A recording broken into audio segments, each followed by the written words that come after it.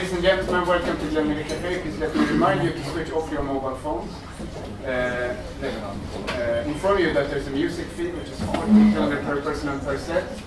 And ask you to respect the quiet policy. We are very, very proud and happy to welcome back this band tonight.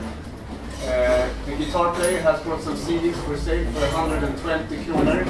Give a warm round of applause for him. His name is Harri Ihanus. On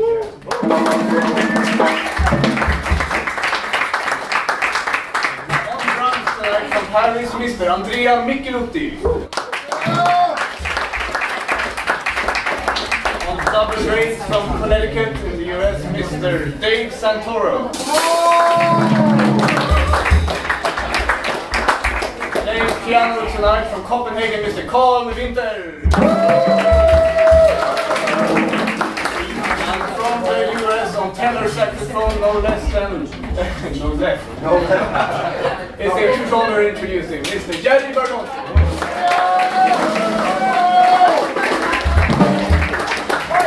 Good catch, man. Wow. Question?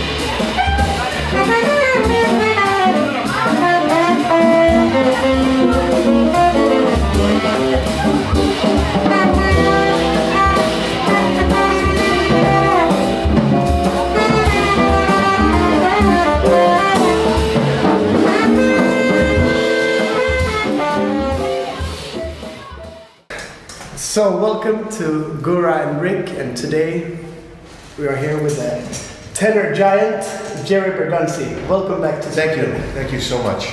So you've been many times to Sweden. Many times. The first time I was in Sweden was I think it was 1973 with Dave Brubeck.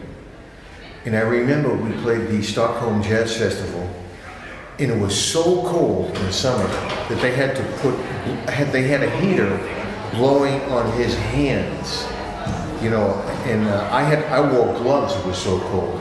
And this was in the summer? In the summer, but it was a cold front that came in, so it was unusual, but it happened.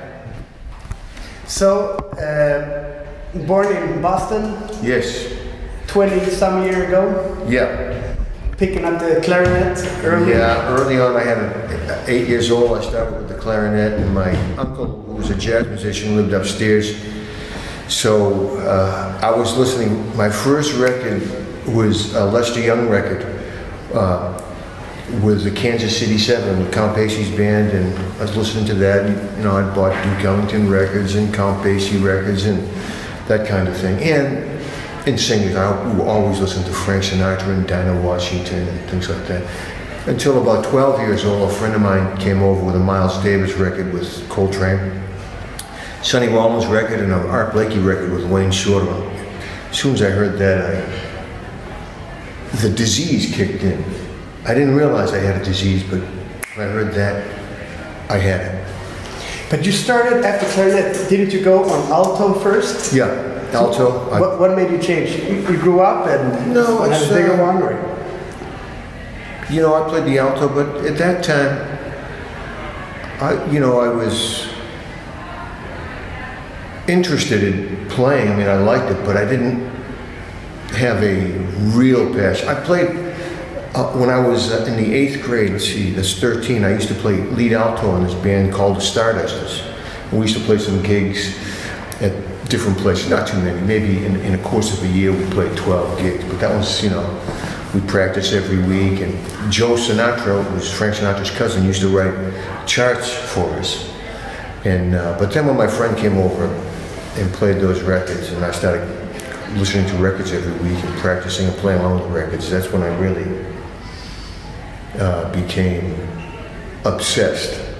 I didn't go to, I went to Berkeley one year, I couldn't afford it, and they didn't give any scholarship, so I went to Lowell College at the time, where they used to throw me out of the room for practicing jazz. So then I went to Berkeley for a year, and then I moved to New York City, and I lived there for 5 years, and I moved back to Boston. I was playing all the time, that's when I met Ted. And I know you play a lot of bass as well. I used to. Yeah, I used to play bass 4 to 6 nights a week behind strippers and comedians, and You still do? no, I don't play bass anymore because it's, you know, you need a lot of strength. Yeah. And I play piano, play drums. When I teach, I play the piano. I don't play the saxophone when I teach. I play the piano and the drums. So playing with Brubeck, I mean, that's one of the biggest giants we have. And how did that affect your career? Not at all. It didn't affect me at all because he never talked about us. I didn't meet one record producer, one club owner, one festival. I didn't get a festival. I didn't get anything from working with Dave. It was like being in a vacuum. Didn't meet anybody. I think many people experience that when they with a big name. With a big name. Yeah, well, he told me one day, and I don't know that you want to get this on camera, but, you know, Dave was a wonderful man, but I asked him for a raise one day, and he said, you know why he only would talk about his family, his kids. They'd only talk about Brubeck, and that's fine. They played in the band as well? Yes, at that time. At the first band. The second band, no. The first band was all his sons. The second band, his son was in bass, but he had another drummer. I played saxophone, and he played piano. It was a quartet. And when I asked him for a raise, he said he never mentions our name because he didn't want us to get famous, and he would have to give us more money. But that's the way it is. That's the music business. Do you have any ambitions to inspire others? Like your friend is a little bit younger than you, for example. I don't have to inspire. He's already inspired. He's born with inspiration. Yeah. And by the way, if we see him, this is Lee Gao Yang. Yes, A great my good tenor friend. player that we've done a few tours with in China. It's amazing. And you've been teaching at New England for Conservatory. a long time? Yes, since '95. Before that, I used to teach out of the same apartment that Ted and I played ping pong in. And I think we just have to say Ted is Ted Lowe. Ted Lowe. A good friend of ours that lives in Hong Kong. Man, one of my good friends. I love this guy. Great piano player, great human being. And how about his ping pong skills? Well, at the time, we used to have a few beers and play ping pong at the end of the gig. And I think, yeah, he was better than I was. But I'm ready for you, Ted. I'm ready for you. I've been practicing. How about your collaboration with Garzone? Garzone. Yeah, where everybody mistakes George for me, and they go up to George, hey Jerry, how you doing? They come up to me, hey George. So, but George and I, we have a gig every Monday night now at the Lily Pad. And I play from 8 to 10 with my group, and he plays with the Fringe, that's his group, from 10 to 12. So I'm always sitting with him, he's always sitting with me. We love playing with each other. It's not competition. When he gets to a play, I said, man, that's what I wanted to play. I don't even have to play now, you know? So it's great, it's wonderful. The triadic, chromatic approach. Yeah, well, that's what he does, yeah, I don't know, yeah, exactly. I have to ask George how to do that, you know? And you're traveling a lot. Too much. Like you're in Europe quite a lot. Yeah, I can't get arrested in the United States, you know, so I'm in Europe 120, 130 days a year. Wow, that's a lot. And your wife, she's a pianist, isn't she? My wife plays piano. She plays tennis every day, and she plays piano, and she's a sweetheart.